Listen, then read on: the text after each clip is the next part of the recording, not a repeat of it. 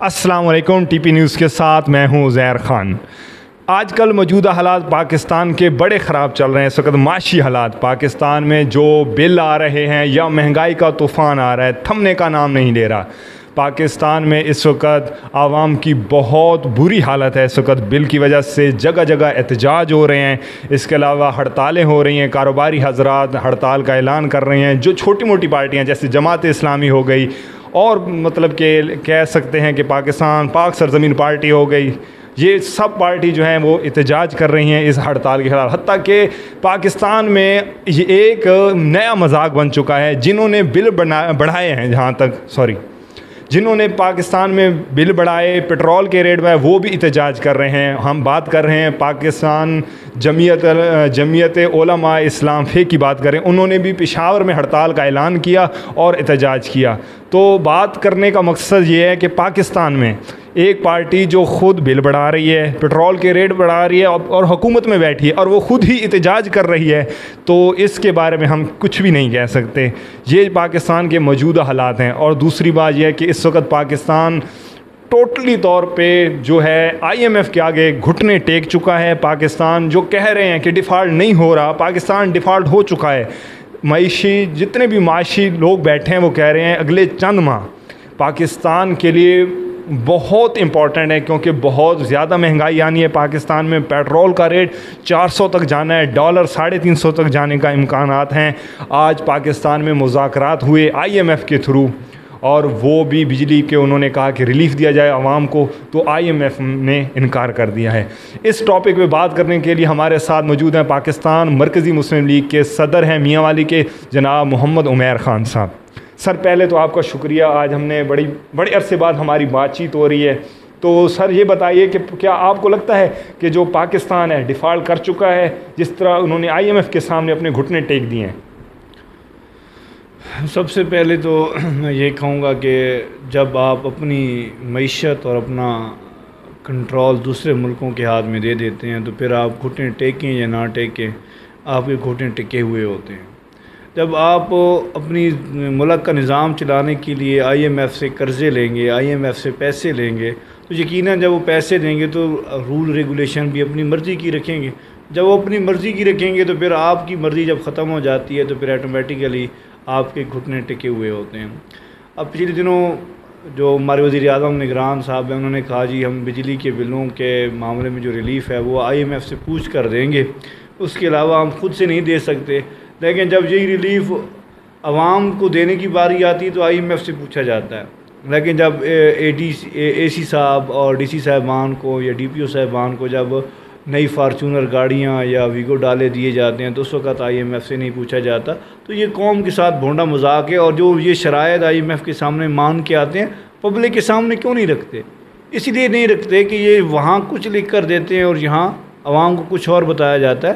اس وجہ سے جب آپ دوہری پالیسی رکھتے ہیں اپنے ہی لوگوں کے ساتھ جن سے آپ ووٹ لے کر آتے ہیں، ان کا آپ اعتماد حاصل نہیں کرتے، تو پھر آپ کے ساتھ یہی ہوتا ہے جو آپ پاکستانی گورنمنٹ کے ساتھ ہو رہا ہے۔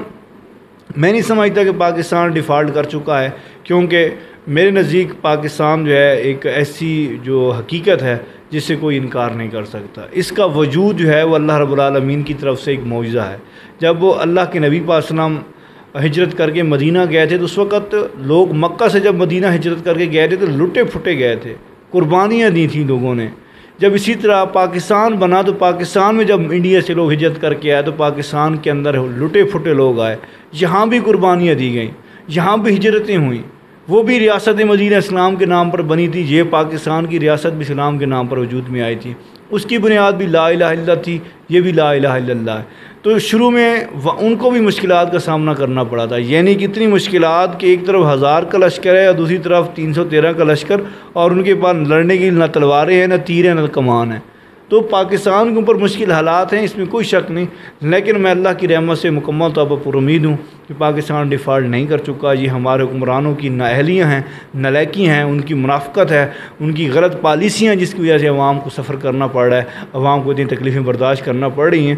عوام ہمیشہ جب بھی اپنا حکمران چننے لگتی ہے تو چننے میں ہمیشہ وہ نعروں پہ چلی جاتی ہے، وہ ان کی خدمت کو یا ان کے بیک گراؤنڈ کو یا ان کی تاریخ کو نہیں دیکھتی، جس وجہ سے عوام کے ساتھ یہ سب کچھ ہو رہا ہے۔ سر یہ بتائیے کہ ہم نے بل میں دیکھے بہت سارے ٹیکسز لگے ہیں، جو جیسے ٹی وی ٹیکس ہو گیا، اس کے علاوہ فیول ٹیکس ہو گیا، مختلف ٹیکس لگ کے ہیں. تو یہ بتائیے کہ کیا ٹیکس غریب عوام نے دینا ہے، یا جو یہ بڑے بڑے آفیسر بیٹھے ہیں، سیاستدان ہو گئے، بیوروکریسی ہو گئی، اسٹیبلشمنٹ کے لوگ ہو گئے، کیا انہوں نے ٹیکس نہیں دینا؟ کیا یا جو وابڈے والے ہیں، وابڈے والے جو ہیں ان کے 1500 یونٹ استعمال کر جاتے ہیں، ان پہ بجلی فری ہے، تو کیا یہ جتنا بھی ملبہ ہے کیا عام عوام پہ پڑنا ہے، یا صرف یہ جو ہے غریب جو ہے پستہ ہی پستہ چلا جائے گا اور امیر لوگ امیر ہوتا جائے گا؟ کیا اس کے لیے کوئی حل نہیں ہے پاکستان کے پاس؟ 76 سال سے ہم دیکھ رہے ہیں ایک ہی بندہ حکمران ہے، مطلب کہ پاکستان میں IMF کا نظام چل رہا ہے. کوئی ایسا ایک آدمی بھی نہیں آیا کہ جس نے کہا ہو کہ چلو یار جو قرضہ لے رہے ہیں ہم پاکستان کے لیے، تو قرضہ اتار کے پاکستان کو اس چنگل سے آزاد کیا جائے.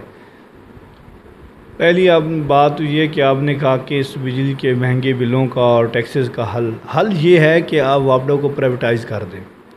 جب آپ وابڈا کو پرائیویٹائز کریں گے تو اس کا یہ ہوگا کہ وہ سرکاری محکموں سے بھی پوری بجلی لیں گے، پورا بل لیں گے. جب پورا بل لیں گے تو اس سے یہ ہوگا کہ سرکاری محکمے جو ادارے ہیں وہ جو بے تحاشا اور بے ہنگم بجلی استعمال کرتے ہیں وہ کنٹرول میں آ جائیں گے. جب پرائیویٹائز ہوں گے تو اس کے پیرالل دوسری کمپنیاں مقابلے میں آئیں گی. جب مقابلہ کمپنیوں کا شروع ہو جاتا ہے تو جو اچھا پروڈکٹ دیتی ہے، اچھی سروسز دیتی ہے، لوگ اس کو پریفر کرتے ہیں. ٹھیک ہے، جیسے آپ دیکھ سکتے ہیں کہ پاکستان کے اندر جب مختلف کمپنیاں مقابلے میں آئیں موبائل نیٹ ورک کی، ٹھیک ہے، تو آپ کو کال پیکیجز اور دیگر مراد جو ہیں وہ بڑی آسانی سے پیکیجز ملنا شروع ہو گئے. ٹھیک ہے، جب آپ وابڈا کو پرائیویٹائز کر دیتے ہیں، ایک انرجی بلڈنگ ڈپارٹمنٹ کو آپ علیحدہ کر دیتے ہیں، پرائیویٹائز کرتے ہیں، تو پھر اس کے اندر کمپٹیشن پیدا ہوگا. جب کمپٹیشن پیدا ہوگا تو پھر اس کا یہ حل ہوگا کہ پھر لوگوں کو سروسز بھی ملیں گی، اور یہ جو زیادتیاں لوگوں کے ساتھ ہو رہی ہیں کہ امیر لوگ ٹیکس پے نہیں کر رہے، غریب لوگوں سے سارا پیسہ ریونیو جنریٹ کیا جا رہا ہے، تو وہ ختم ہو جائے گا. ایک تو یہ. دوسرا میں یہ سمجھتا ہوں کہ جب بھی ہم کورٹس کے اندر جاتے ہیں ایز اے وکیل، جب میں اپنی بات کروں کہ جب ہم کورٹ کے اندر کسی بھی سرکاری ڈپارٹمنٹ کے خلاف جاتے ہیں یا اسٹے لینے کے لیے جاتے ہیں کسی معاملے کو، تو عدالتیں حکومت کے فیور میں جاتی ہیں. یہ نہیں دیکھتی کہ عدالت جو ہے وہ جو کوئی بھی محکمہ ہے یا کوئی ڈپارٹمنٹ ہے وہ کسی پبلک کے بندے کے ساتھ زیادتی کر رہا ہے. مثال کے طور پر وابڈا نے کسی کی زمین میں کھمبا لگایا ہوا ہے تو وہ کھمبا لگانے سے روک رہے ہوتے ہیں کہ ہماری زمین میں کھمبا نہ لگایا جائے، تو عدالت اس کا کوئی اسٹے نہیں دیتی یا اس کو کوئی سروکار نہیں عدالت کرتی. عدالت کہتی ہے ٹھیک ہے جو وابڈا کر رہا ہے کرنے دیا جائے. جب آپ اس طرح بیونڈ دا وے جا کر آپ ان کو سپورٹ کریں گے تو پھر بدلے میں یہی ہوگا کہ ان کی اجارہ داری قائم رہے گی، وہ جو مرضی کرتے پھریں گے، ان کو کوئی پوچھنے والا نہیں ہوگا. اور تیسری چیز یہ کہ جن لوگوں نے ایکشن لینا ہے بجلی کے زیادہ بلوں کے خلاف، ان کو تو فری بجلی مل رہی ہے، ان کو تو ہمارے درد کا احساس ہی نہیں ہے. وہ اسی کمرے کے اندر جا کے میٹنگ کرتے ہیں جس کمرے کے اوپر فری بجلی چل رہی ہوتی ہے. ہمارے ٹیکس کے پیسوں سے جو ان کی یونٹ استعمال رہے ہوتے ہیں، وہ جب ہم پیسے دے رہے ہوتے ہیں، وہ مزے انجوائے وہ کر رہے ہوتے ہیں، ہمارے ریلیف کیوں خیال کریں گے وہ؟ یہ مسائل ہے پاکستان کے اندر جن کو دیکھنا پڑے گا کہ اس کا حل کیا ہے. حل یہی ہے کہ اس کو پرائیویٹائز کیا جائے، اور جو بڑے لوگ ہیں ان کو ذمہ داری کا مظاہرہ کرنا چاہیے کہ پاکستانی عوام پہلے بھی ظلم و زیادتی کا شکار ہو چکی ہے، تو ان کو زیادہ سے زیادہ ریلیف دیا جائے. سر جو 9 مئی ہے، 9 مئی کے بعد احتجاج ہوا پاکستان میں، اس کے بعد ایک خوف کی فضا ہے اس وقت پاکستان میں. تو کیا جو بجلی کے بل بڑھے ہیں اس وقت کوئی احتجاج عوامی سطح پہ اتنا خاص نظر نہیں آیا؟ کیا حکومت کو یہ فیور میں جاتا ہے کہ عوامی احتجاج جو نہیں ہوا کیا فیور میں جائے گا؟ حکومت ہمیشہ یہی چاہتی ہے کہ وہ آرام سے حکمرانی کرتے رہیں، ان کو ڈسٹرب نہ کیا جائے. ملک بہہ جائے ان کو کوئی نہ چھیڑے، ملک کے اندر آگ لگ جائے ان کو کوئی نہ چھیڑے. یہ حکومت ہم ساری حکومتیں چاہتی ہیں، وہ جو بھی حکومت اقتدار میں آئی ہو. تو یہ 9 مئی کے بعد جو ایک کریک ڈاؤن کا سلسلہ شروع ہوا، ایک سیاسی جماعت کو دیوار کے ساتھ لگایا گیا یا اس کے بڑے سرکردہ رہنماؤں کو پکڑا گیا، پھر انہوں نے پارٹیز چھوڑی، یہ ایک لمبی جو آپ کہانی سب لوگوں کی پتہ ہے اس چیز کا. تو اس وجہ سے خوف کی فضا تو ہے، اس میں کوئی شک نہیں. لوگ اسی وجہ سے ڈرتے ہیں کہ یہ جو نامعلوم لوگ پڑے ہوئے ہیں FIRوں میں نام آئے، کہیں ہمارا نام ان میں شامل نہ کر دیا جائے. اس وجہ سے لوگ تکلیف برداشت کر رہے ہیں. غلامی میں نہ کام آتی ہیں نہ شمشیریں نہ تدبیریں، اگر ہو ذوق یقین پیدا تو کٹ جاتی ہیں زنجیریں. اگر ہم غلامی کو ذہن سے نکال لیں، اس چیز کو سوچ کے کہ ہم اپنے حق کے لیے لڑیں گے، تھوڑی سی قربانی دے دیں گے، شاید میری قربانی سے میرے بچوں کا مستقبل بہتر ہو جائے گا، اگر ہم اس نظریے کے ساتھ نکلیں گے تو آپ کو کسی قسم کی پریشانی کا سامنا نہیں کرنا پڑے گا. لیکن جب آپ یہ سمجھیں گے کہ میرے جانے کے بعد میرے بچے جو ہیں وہ یتیم ہو جائیں گے اور وہ مر جائیں گے تو اللہ پہ بھروسہ نہیں رکھیں گے تو پھر آپ کے ساتھ یہی ہوگا, آپ ہمیشہ غلام ہی رہیں گے.